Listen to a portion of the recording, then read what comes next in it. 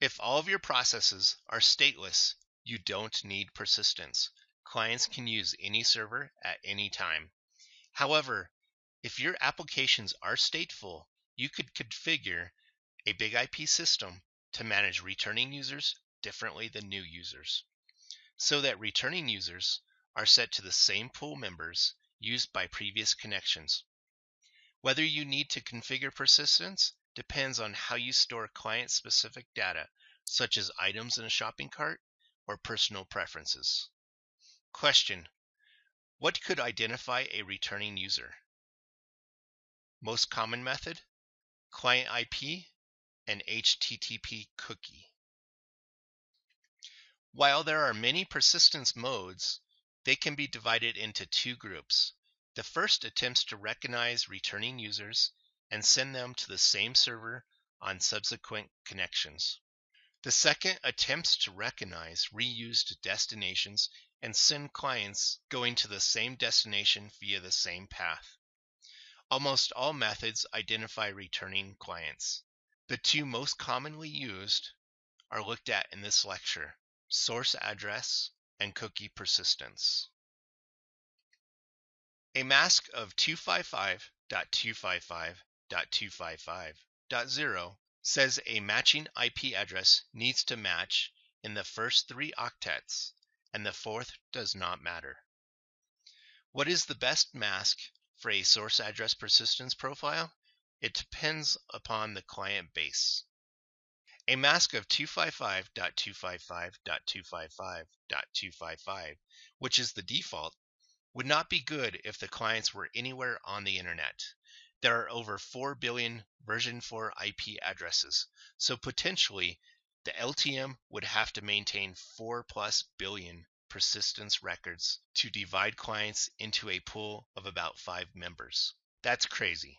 If the client base were on the internet, the mask of 255.0.0.0 would be reasonable. Still, as many as 255 persistence records. So clients are unlikely to be clumped onto too few servers, but not too many records for an LTM to be efficient. On the other hand, if the client base were a partner and all users came from the same Class C network, a mask of 255.0.0.0 would send all clients to the same server. Here, 255.255.255.255 would probably be the best.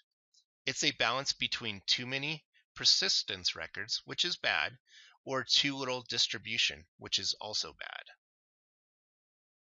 Source address persistence allows traffic from a specific source address to be directed to the same pool member. We can configure it by selecting our parent profile, selecting mirror persistence, choosing our timeout value, and selecting our subnet mask. Virtual servers can be associated with 2 persistence methods. The fallback method is used when a client's request does not match a default record, but does match a fallback record. When this occurs, an entry is created in the default persistence method's record. Only persistence profiles based on source address can be chosen as fallback persistence methods. Cookie persistence method uses an HTTP cookie stored on a client's computer to allow the client to reconnect to the same server previously visited at a website. Cookie persistence requires that the big IP system can read the client data. Therefore, the traffic must be unencrypted while the big IP system processes the request. There are 3 types of cookie persistence available: insert mode, rewrite mode, and passive mode. Let's look at insert mode cookie persistence in more detail. Client connects the first time. The web browser has yet to receive a cookie from the site. The big IP detects that no cookie is present and forwards the connection to the most appropriate available node. The node issues an HTTP reply to the client. The big IP inserts a cookie with the appropriate expiration value and specific node information. The client connects back a second time. This time, the browser inserts the cookie into the HTTP request. The big IP reads the cookie and forwards the connection to the specified server. The node issues its HTTP reply to the client. The big IP updates the expiration value in the cookie. The advantage of insert mode cookie persistence is that the web servers remain untouched. The drawback is that the big IP controller has an increased workload. Note that the big IP controller is unable to forward the incoming connection to the appropriate node until it receives the cookie. As such, it needs to perform an initial TCP handshake with the connecting client. Once the big IP controller has received and read the cookie, it can determine which node to forward the connection to. Again, the controller must perform the initial TCP handshake with the node.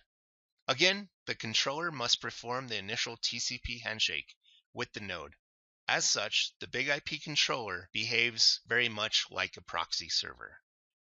Let's look at rewrite mode, cookie persistence, in more detail. The client connects the first time. The web browser has yet to receive a cookie from the site. The big IP detects that no cookie is present and forwards the connection to the most appropriate available node.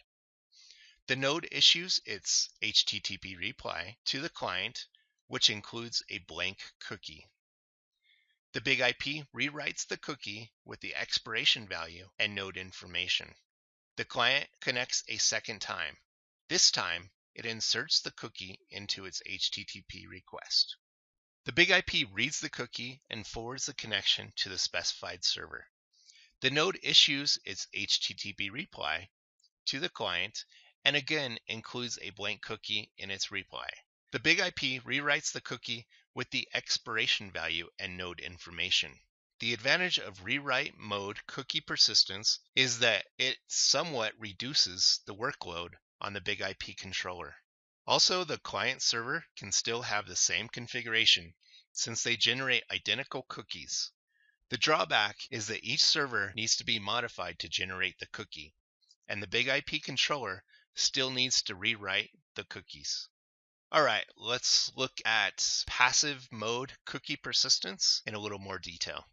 The client connects the first time. The web browser has yet to receive a cookie from the site. The big IP detects that no cookie is present and forwards the connection to the most appropriate available node. The node issues an HTTP reply to the client, which includes a cookie with the expiration value and its node information. The big IP leaves the cookie untouched. The client connects a second time. This time, the web browser inserts the cookie into its HTTP request. The big IP reads the cookie and forwards the connection to the specified server. The node issues its HTTP reply to the client, which includes a cookie with the expiration value and the node information. The big IP leaves the cookie untouched. The advantage of passive mode cookie persistence is that it reduces the workload on the big IP controller. The drawback is that each content server needs to be configured to generate a specific cookie. The expiration period for a cookie is somewhat different than those of other persistence methods. Instead of the big IP maintaining a record for a specific time, the big IP creates a cookie that will expire at a time in the future based on the expiration period and the big IP's current clock settings plus GTM time. These cookies are then written on client machines and interpreted based on their clock settings. If the clock on the big IP system is even a few hours behind, cookies with short expiration periods may time out prematurely and may never even be written on client machines.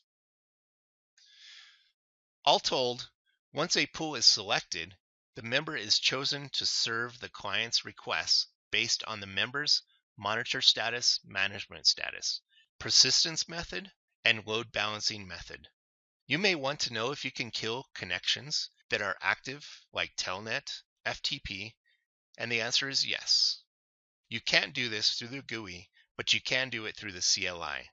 The command is bigpipe CONN delete. You can also configure a service down action. To do so, you select Advanced, then select the action on Service Down. The Persistence Connection Statistics screen allows you to show selected persistence records. By entering star in the client IP address field, all persistence records are shown. In this course, each big IP system has only one client, your computer, so at most, one record will be displayed. This is one of the labs we will do in this section. Cookie location is configurable in IE, so location can vary depending on your version. Here, we will do this lab as well. Here's the third lab we will do in this section, so let's get started.